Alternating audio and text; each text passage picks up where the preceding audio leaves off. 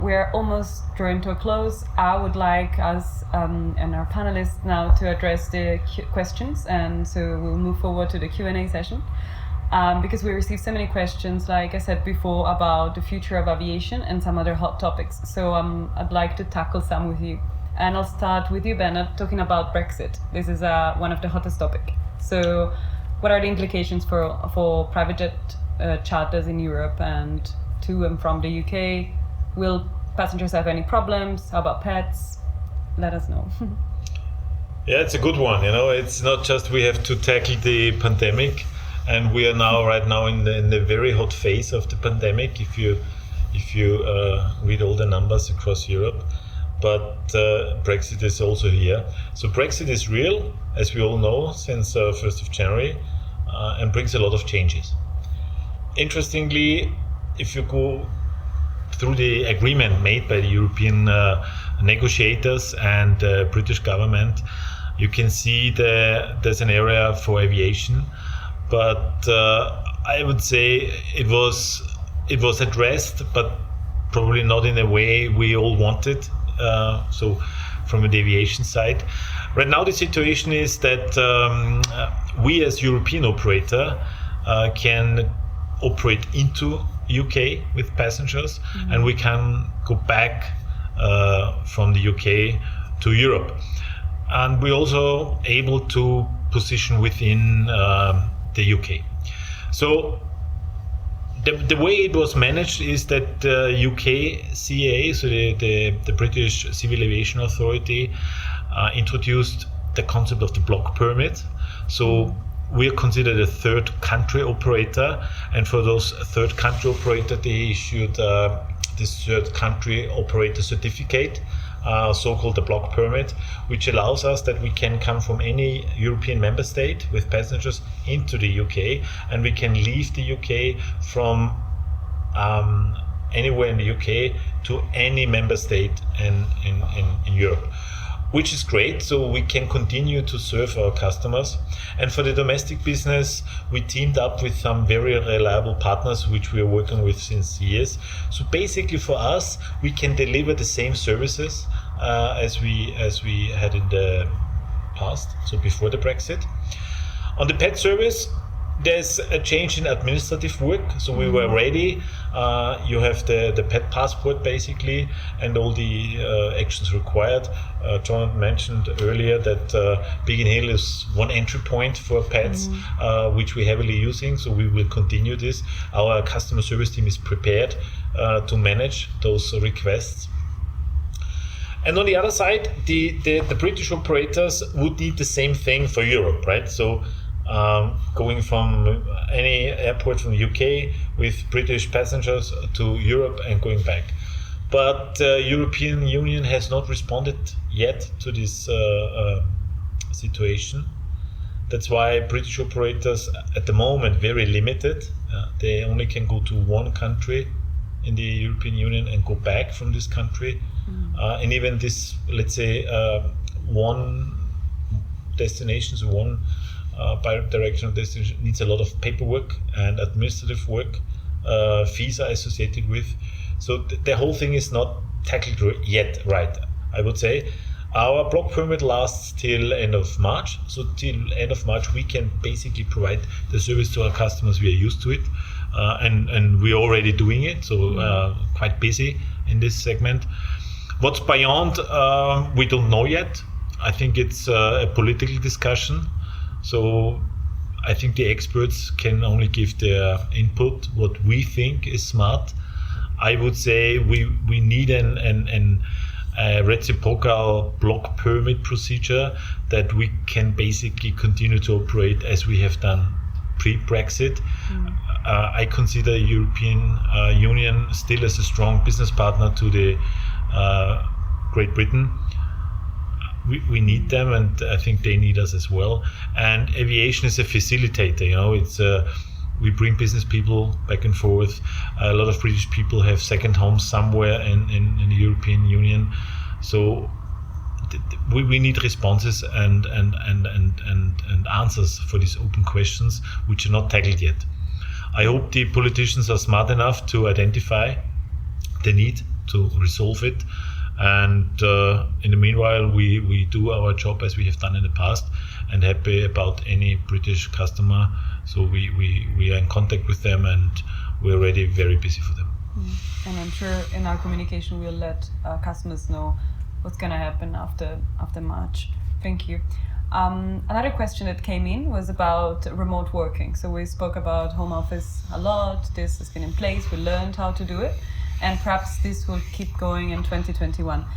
Jonathan, do you think that remote working will have an impact on route patterns and in travel plans and travel, let's say, attitudes in general? Certainly, yeah. Switzerland launched home working being mandatory as of mid-January, so people have to work at home if it's a job which qualifies for home office. What we have seen in our peer group of customers, we have basically a lot of entrepreneurs, is that a lot of them were flying more and more to the second residence and for a longer time. So we've been busier flying to the south than ever before 2019, and also during the winter month, which was not the case. A lot of our customers are based in the main cities of Europe, which is for us the golden banana. So you can consider London, Paris, Geneva, Zurich, Milan, and then Monaco, of course. And then they were commuting more south to the whole Côte d'Azur, Balearic Islands, Sardinia, and maybe Naples and region. Is this the banana I see on the table? That's the golden banana you can see on the table, indeed. Perfect. So we expect this trend to move on. Of course, home office will continue as it used to be. Our entrepreneurs still have the need to meet customers and business partners in person from time to time. So they will be commuting from the second residence maybe to these businesses and then back. But a big trend, of course, which is also seen by a lot of experts, is that people, especially during these lockdowns, are basically leaving the big cities because the quality of life is very poor, even in a big apartment in Paris, to go more to the nature and the nice places of Europe. So longer stays in the south and working remote from the yacht, from the second residence, and then coming back to the main residence when it's more quiet again. Thank you. You and your team, Jonathan, are taking care of private jet cards, as we've heard before. Do you think there's going to be a surge in demand for private jet cards, even more, or let's say similar to 2020? So we saw the trend starting during the summer 2020 with all these converters, these new private jet customers starting to fly with us in order to secure hours. We expect this trend to continue also 2021, clearly. A jet card offers basically a lot of benefits. You have a secured rate, you have very low or no positioning costs, you have basically very reduced cancellation fees, and a guaranteed availability. And as we know, airliners, so experts predict that airliners will not offer the same network as 2019 until at least 2025. So it's another 4 years at least until the connections that we used to have last year will be back. So of course, customers out there willing to travel, which have to travel for business, for leisure, multiple reasons, in a direct way without using a stopover, which is about 4 and 5 hours, are looking at options. And the jet card is clearly something that we sell more and more these days. Thank you. Ricardo, with you, I'd like to talk about questions that we had about changes in airports and airports development. What can you tell us about regional airports and their future? So in GlobeAir we operate to roughly 900 airports within Europe. We focus our business in like Jonathan said, and we have this internal concept that is called the golden banana. So that's going from London, passing through France, Switzerland, Italy, until the area of the south of Spain with Palma and Ibiza. And within this area, we have roughly 300 to 400 airports. It's a very small area and a very big number.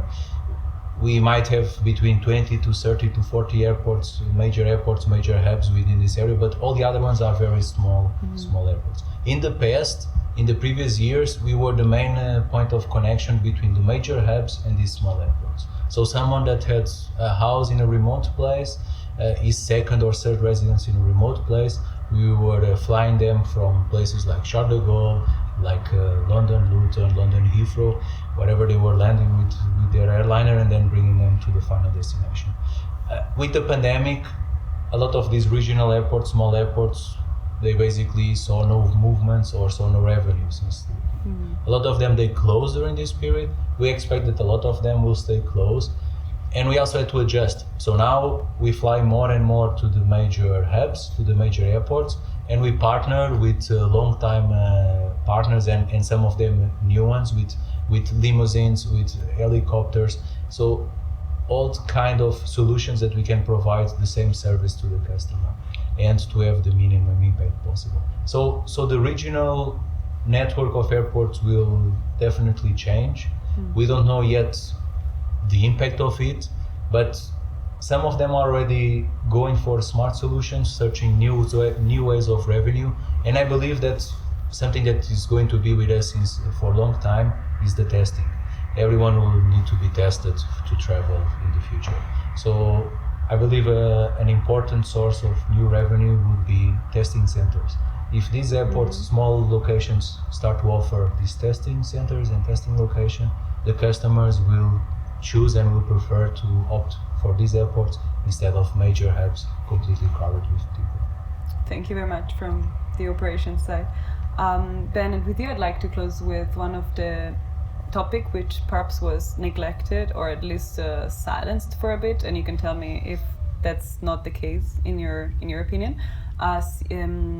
When it comes to corporate social responsibility and the environment, in 2020, this topic perhaps was not that strong, but how is GlobeAir coping with it, and what are the plans for the future, and if this is still of importance for GlobeAir? Yeah, a good point. So this discussion and development about environmental protection, which was set in motion some time ago already, I think is still here, and maybe it has lost a bit of its momentum because of the pandemic, but it's here, and I think it's our responsibility, and we owe it to our kids and our grandkids that we take care and we hand over a world which is worth to live in. Yeah? It's our responsibility, and I appreciate very much the strong signal as Joe Biden, who just came in charge. One of the first actions he did was signing up again for the Paris Agreement. So I think it's a strong signal having the US back in this very important discussion and development. US is one of the most advanced economies in the world. They need to be part of this. And I think we as a team and as GlobeAir, we also have to be part of the whole thing. And I'm very happy that our team actually back in 2018 already kicked off this initiative. We called our own corporate social responsibility the We Are Planet A. I'm very proud of. And we have never stopped in working on that. So even when the pandemic was here, we always offered our customers to offset their flights, which actually they appreciated. So we want to be a very proactive part of on the forefront of decarbonizing our world. And it was amazing. We had almost close to 1 million ton CO2 offset.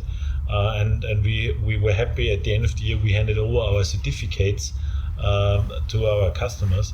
So, I think our customers are well educated, and maybe it became a bit quiet, the whole discussion, but it's still here, and our customers are responding to it. And this is also a very strong element of our communication, which we kept on a very high level, that we're taking care and we have those programs in place, and we didn't stop actually. Yeah? So we're supporting these programs, we're actively communicating which programs and actions we're taking, so which programs we are supporting. We have a very strong partner in Switzerland, Carbon Connect, where we have those programs in place, and we will continue to do so.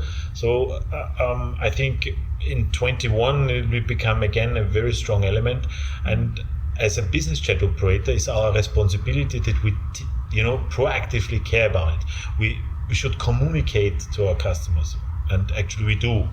It's also an important element, and we don't want to just stop at the fuel level.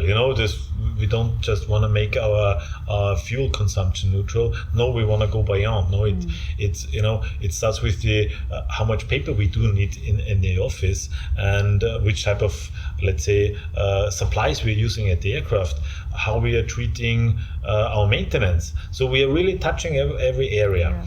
And one very important element, I think, is let's say the synthetic fuel, because I think the electrified aviation world will take a long time, or even not coming.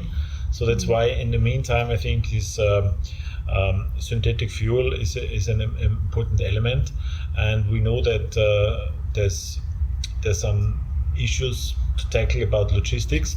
But on the other side, the first testing was very successful. So even the engines, which is mounted on our aircraft, has been tested and works fine. So it's now, I think, to solve the logistics part of it. And we want to be here as well on the forefront. And as market leader, I think it's also our responsibility to have answers to that. And in the meanwhile, we continue with full power with our team in place on all these certain elements we want to tackle on our own CSR project. And we're continuously checking against the United Nations SDGs. And I think we're here on a very good way. I think it's a great plan ahead. What are other GlobeAir plans for 2021? Yeah, I mean, as you can see, we are fully loaded of energy, full of power. So even if the business kept us busy and the daily business is challenging, we developed projects and we developed concepts, which some of those are not even anymore a concept. So they're already turning into reality and becoming real. So as I mentioned to you, we expect, and we have evidence for that, and the latest numbers of January giving us even more evidence that the light jet segment will grow by at least 20%. We want to participate in this party, I would say. So that's why we want to expand our fleet. And by expanding the fleet, so adding more aircraft, we want to invest in our team. And by having more flights to manage, we want to also increase the quality of the customer journey. So, we learned during the pandemic that digitalization is a very important element. I think really got a boost on a global scale. And we have answers to that as well in-house. We have our own developer team, and they're also fully loaded in ideas, and we learned a lot during the pandemic. And now we want to transform these learnings into a much better customer journey. So it's on the way. We had a strong success on our corporate magazine. On the other side, we have this digital world. On the other side, we learned that people want to meet, and we also want to have haptic experience. And that's why we introduced a very high quality corporate magazines called the Smart Traveler, where we bring a lot of insights of our company. We are telling stories about our partners. We're telling about travel experiences, so that we're really adding value. It's just an element for our customers to have insights firsthand and getting good, let's say, tips and advices, because we have a very professional customer service team. So we're working right now on the second edition. So right before the summer comes, we want to kick it off and having a second edition. I'm already curious to see the first drafts. And we make good progress to transforming ourselves as a full service provider. So we are not just flying from A to B. So our topic is time. So we're taking care of time, about quality time. That's the team under the lead of Joe developed a concept how we transform ourselves to full service providers. We have a dedicated team to that. So we want to start at your door, at your house, and the whole journey to I don't know, a holiday destination, and we arrange everything around you, and we want to be the one-stop shop. You know, you get everything out of our hands. We gained a lot of experience on that the last summer 2020, when the people again wanted to go out after these travel restrictions got lifted. We saw that many customers coming to us and said, yeah, tell me, where can I go to? And we developed a lot of good programs. We are actively communicating to those. So we have newsletters, we have packages, tailor-made packages, and certainly in 21 we want to continue this trend and presenting us as market leader and having a whole set of the whole experience and providing the entire journey to our customers. Thank you. These are definitely ambitious plans for the future, and thank you very much to our panelists. I personally want to thank you a lot for also telling us about the difficult times, the good times, and to come out here today at the Global Lounge for our first episode and to tell our audience about the behind the scenes of GlobeAir. So thank you, all of you. I also feel very proud to be part of the team.